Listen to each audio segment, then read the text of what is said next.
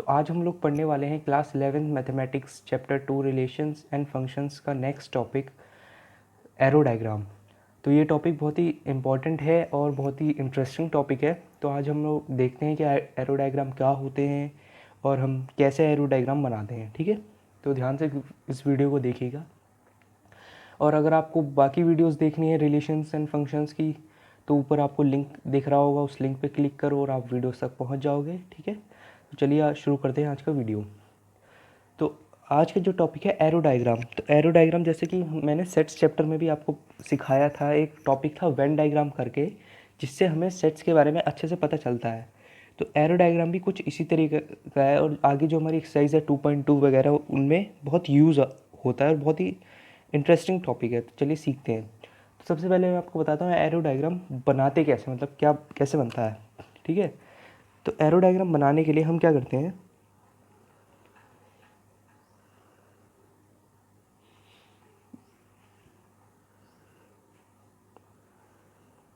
ऐसी दो शेप्स बनाते हैं। ठीक है, अब ये दोनों शेप्स असल में ये दोनों शेप्स डिफाइन करती हैं सेट्स को। सपोज इसे लेते हैं हम सेट ए और इसे लेते हैं हम सेट बी, तो ये हमारे सेट हो गए। ठीक है, अब इन सेट्स के अंदर जैसे फॉर एग्जांपल इस सेट ए में हमारे पास दो एलिमेंट हैं 3 एंड 4। सेट ए में दो एलिमेंट है 1 और 2 और सेट बी में एलिमेंट है 3 एंड 4। ठीक है, तो एरो डायग्राम जैसा कि इसका नेम डिफाइन कर रहा है तो हम एरो का यूज़ करेंगे। तो एरो का यूज़ हम कैसे करते हैं, अगर हमें किसी चीज़ का रिलेशन बताना है। अब जैसे सपोज़ करो मैं एक क्वेश्चन बता देता हूँ, फिर आपको समझ में आएगा, फिर मैं आपको बना के दिखाऊंगा कि सेट ए जैसे हमें दे रखा है 1 2, ठीक है, और सेट बी मुझे दे रखा है 3 4, और मुझसे कहा जाए इनका कार्टेशियन प्रोडक्ट निकालो। तो हम कार्टेशियन प्रोडक्ट मैंने आपको सिखाया कैसे निकालते हैं। अगर मैं ए क्रॉस बी यानी कार्टेशियन प्रोडक्ट निकालूँ तो सबसे पहले लूँगा मैं 1,3 एंड 1,4। ठीक है, उसके बाद मैं लूँगा 2,3 एंड 2,4। तो ये मेरा कार्टेशियन प्रोडक्ट आ गया। तो इसमें मुझे पता चल रहा है कि 1 का जो रिलेशन है वो 3 से और 3 के साथ भी है, 4 के साथ भी, और यहाँ पे 2 का रिलेशन 3 के साथ भी है और 4 के साथ भी। ठीक है, तो हम ऐसे लेते हैं। अब जैसे एरो डायग्राम में हम इस चीज़ को कैसे शो करेंगे, अगर एरो डायग्राम जैसे हम एरो बनाता हूँ मैं यहाँ पर, तो जब भी हमें किसी का रिलेशन दिखाना होता है ना, तो हम एरो का ये जो ट्राइंगुलर पार्ट होता है वो उसकी तरफ शो करते हैं। ठीक है, और एक रिलेशन सपोज मैं दिखाता हूँ 2 से 3 की तरफ, ये सिर्फ समझाने के लिए है। ठीक है, अभी बताऊँगा हो क्या रहा है। तो जैसे हम इसमें ये बता रहे हैं इस पर्टिकुलर एरो डायग्राम में कि हमारा जो 1 का रिलेशन है वो है 4 के साथ और 2 का रिलेशन है 3 के साथ।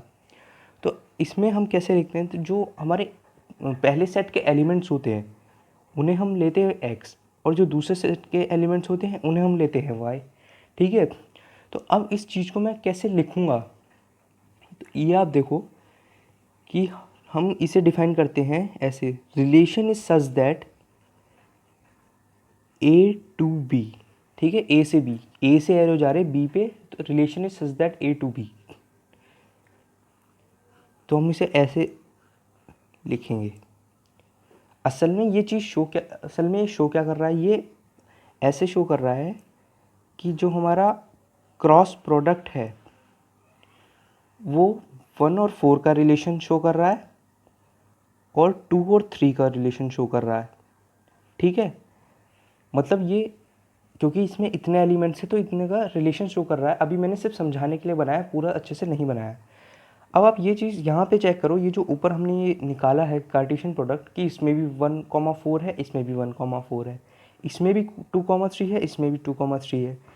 तो ये हम एरो डायग्राम्स जो बनाते हैं वो कार्टेशियन प्रोडक्ट को शो करने के लिए, डिस्प्ले करने के लिए बनाते हैं। ठीक है, तो ये कुछ इस तरीके का होता है।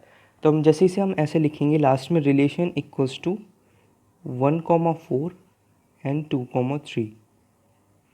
1 का 4 के साथ रिलेशन है और 2 का 3 के साथ रिलेशन है। ठीक है, ऐसे करके। तो अब हम ऐसे ये चीज़ समझ में नहीं आएगी तो थोड़ा क्वेश्चंस करते हैं। और जैसे कि एनसीईआरटी ने बहुत अच्छा हमें वो दिया है, एग्जाम्पल, तो उस एग्जाम्पल से मैं आपको समझाता हूँ। तो गाइस एनसीईआरटी में जो हमें एग्जाम्पल दिया है वो ये दिया है कि एक सेट है हमारा पी जिसमें एलिमेंट्स हैं ए बी सी, ठीक है, और दूसरा सेट है हमारे पास क्यू जिसमें एलिमेंट्स नेम है अली, भानु, बिनोय, चंद्रा और दिव्या, ठीक है। और हमें रिलेशन बताना है पी इस टू क्यू का, यानी पी से क्यू पे क्या रिलेशन है। तो आपको एक चीज़ और बताता हूँ, ये जो इस सेट की ये जो एलिमेंट्स होते हैं, जो चीज़ें होती हैं ना, इन्हें हम इमेज बोलते हैं। जो टर्म हम इनके लिए यूज़ करते हैं वो होता है इमेज, कि भाई इस एलिमेंट की इमेज क्या है, ठीक है। तो अब इसे ऐसे समझाने के लिए, अब यहाँ पे आपको क्या देखना है, रिलेशन कैसे फाइंड करेंगे कि ये ए है। अब आप इस वाले एलिमेंट में देखोगे कि कौन कौन से एलिमेंट का पहला जो टर्म है वो ए है, यानी कौन कौन सा जो हमारा वर्ड है ए से शुरू हो रहा है, ए अल्फ़ाबेट से शुरू हो रहा है। तो जैसे अली है, सिर्फ अली है, तो हमारा एक रिलेशन तो क्या हो गया, ए का रिलेशन मेरा अली के साथ नहीं बन गया। तो ये मैं ऐसे कर देता हूँ, ठीक है। और अब हम देखेंगे सेम चीज़ बी में, कि बी का रिलेशन किसके साथ है, भानु में भी बी है और बिनोय में भी बी है, तो दो के साथ है। तो दो के साथ भी हो सकता है, कितने के साथ भी रिलेशन हो सकता है, तो कोई फ़र्क नहीं पड़ता, ठीक है। तो मैं एक इसके साथ बना देता हूँ और एक इसके साथ बना देता हूँ। और एक चीज़ और, आप ना इस चीज़ में कोई कन्फ्यूजन मत रखना, एरो को मैं यहाँ पर भी बना सकता हूँ और मिडिल में भी बना सकता हूँ। तो ये इन दोनों में मतलब कोई फ़र्क नहीं है, ठीक है। आपने हो सकता है देखा हो कुछ बच्चे यहाँ मिडिल में बनाते हैं, कुछ यहाँ पर बनाते हैं, तो कोई फ़र्क नहीं पड़ता, ठीक है। वो एक ही चीज़ है। और अब मैं देखूँगा कि सी का किसके साथ है। तो सी का हमारा देखो चंद्रा में भी सी है, तो इसलिए सी का रिलेशन चंद्रा के साथ हो गया, ठीक है। तो मैं बीच में बना देता हूँ।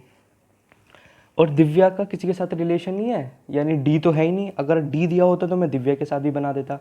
तो दिव्या का तो किसी के साथ रिलेशन है नहीं, तो मैं इसे ऐसे छोड़ दूंगा।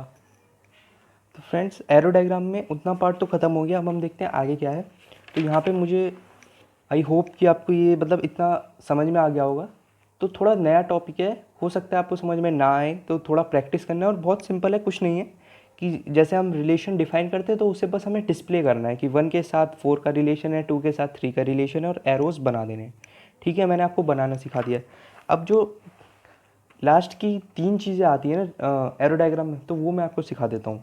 तो पहली चीज़ है, तो ये कुछ कंपोनेंट्स यूज़ होते हैं हमारे इसमें एरो डायग्राम में। तो मैं बता देता हूँ, नाम देख के घबराना मत, बहुत आसान है। तो पहली चीज़ है हमारे पास डोमेन। तो डोमेन असल में क्या चीज़ होती है, यहाँ पे देखो, ये जो हमारा सेट ए होता है ना, तो सेट ए में जिस जिस एलिमेंट की इमेज बन रही हो, मतलब सेट ए से किसी पे एरो जा रहा हो, तो उसे हम डोमेन कहते हैं। यानी यहाँ पे ए से एरो जा रहा है, बी से जा रहा है, सी से भी जा रहा है, तो इन तीनों से जा रहा है। अब सपोज करो यहाँ पे कोई एक और अल्फ़ाबेट होता, सपोज करो यहाँ पे ई होता, ठीक है। अब ई का तो यहाँ पे इमेज कोई बन ही नहीं रही है, तो ई हमारा डोमेन में नहीं लिखते। तो हम डोमेन में उन चीज़ों को लिखते हैं कि जिनकी इमेज बन रही है दूसरी साइड पर, ठीक है।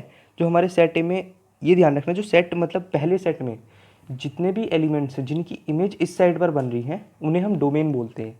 यानी अगर इसे मैं हिंदी में समझाऊँ तो ऐसे समझो कि जिस एलिमेंट से एरो जा रहे हैं, तो आप यहाँ देखो ए से एरो जा रहा है, ठीक है, तो उसे हम कहेंगे डोमेन। तो डोमेन में हमारे क्या क्या आ जाएंगे, तो मैं लिख देता हूँ पहले यहाँ पे, दोज हु हैव इमेजेस, ठीक है। तो मैंने बस ऐसे ही लिख दिया रफली, आप अच्छे से लिख लेना। और ऐसे कौन कौन से हमारे पास, ए की भी इमेज है, बी की भी है और सी की भी है। तो फ्रेंड्स, अब हम समझते हैं कोडोमेन क्या होता है। तो कोडोमेन बहुत ही सिंपल है, ठीक है। तो जैसा कि ये जो हमारे दूसरा सेट होता है, इमेज वाला सेट, तो इसमें जितने भी एलिमेंट्स होते हैं वो सब कोडोमेन के अंडर आते हैं, ठीक है। तो जैसे इसमें अली है, भानु है, बिनोय, चंद्रा, दिव्या, तो इसमें सारे के सारे एलिमेंट्स कोडोमेन के अंदर आएंगे, ठीक है। तो मैं यहाँ पे मैंने सारे एलिमेंट्स, एक मिनट सॉरी, मैं दिव्या लिखना भूल गया था। तो यहाँ पे मैंने सारे के सारे एलिमेंट्स, तो कोडोमेन में कुछ नहीं है कि जितने भी जो इमेजेस है हमारी, मतलब जो हमारा सेकंड वाला सेट होता है उसके सारे एलिमेंट्स कोडोमेन के अंदर आते हैं, ठीक है। अब रेंज क्या होती है, रेंज असल में देखा जाए तो डोमेन की अपोजिट होती है। तो क्या होता है, डोमेन वो चीज़ होती है जिससे एरो जा रहे होते हैं, ठीक है। और रेंज हमारी वो चीज़ होती है जिस पर एरो जा रहे होते हैं, यानी जो हमारी इमेजेस बन रही होती है ना, उन्हें हम रेंज कहते हैं। फॉर एग्ज़ाम्पल अब यहाँ पे है, जैसे देखो ए से एरो जा रहा है, बी से जा रहा है, मतलब यहाँ पे देखो अली, भानु, बिनोय और चंद्रा पे एरो जा रहे हैं, तो ये हमारी रेंज हो गई। लेकिन यहाँ पे देखो दिव्या पे कोई एरो नहीं जा रहा, तो दिव्या हम रेंज में इंक्लूड नहीं करेंगे। तो हमारी रेंज क्या हो गई, अलू, भानु, बिनोय, चंद्रा, यानी जिस पर एरो जा रहे हैं, ठीक है। तो मैं उन सबको यहाँ पे लिख देता हूँ, ठीक है फ्रेंड्स। तो ये हमारी रेंज हो गई, मैंने सारे मतलब जिन जिन पर एरो जा रहे हैं, सॉरी मैंने अब इसमें दिव्या, यहाँ इसमें दिव्या इंक्लूड नहीं होगा, सिर्फ चंद्रा तक आएगा। तो जिन जिन पर एरो जा रहे हैं उन्हें मैंने लिख दिया है। तो गाइज़ आई होप कि वीडियो आपको अच्छी लगी हो और वीडियो में जितना भी मैंने आपको पढ़ाया वो समझ में आया हो। अगर कोई डाउट है प्लीज़ कमेंट सेक्शन में जाके पूछ लेना, ठीक है। मेरी बाकी वीडियोस देखना चाहते हो तो मेरे चैनल पे विज़िट करो, यूट्यूब पे सर्च कर लेना स्टडी इनफाइनाइट, ठीक है। और वीडियो को लाइक करना, शेयर करना वीडियो को, जो जो क्लास 11th की मैथमेटिक्स पढ़ना चाहते हैं, ठीक है। और सब्सक्राइब कर लेना चैनल को, अगर अभी तक नहीं करा है उस लाल कलर के सब्सक्राइब बटन को दबा दो, बेल आइकन को भी प्रेस कर देना, ताकि जब भी मैं नई वीडियो डालूँ उसकी नोटिफिकेशन सबसे पहले आपको मिले। सो गुड बाय, जय हिंद, मिलते हैं नेक्स्ट वीडियो में।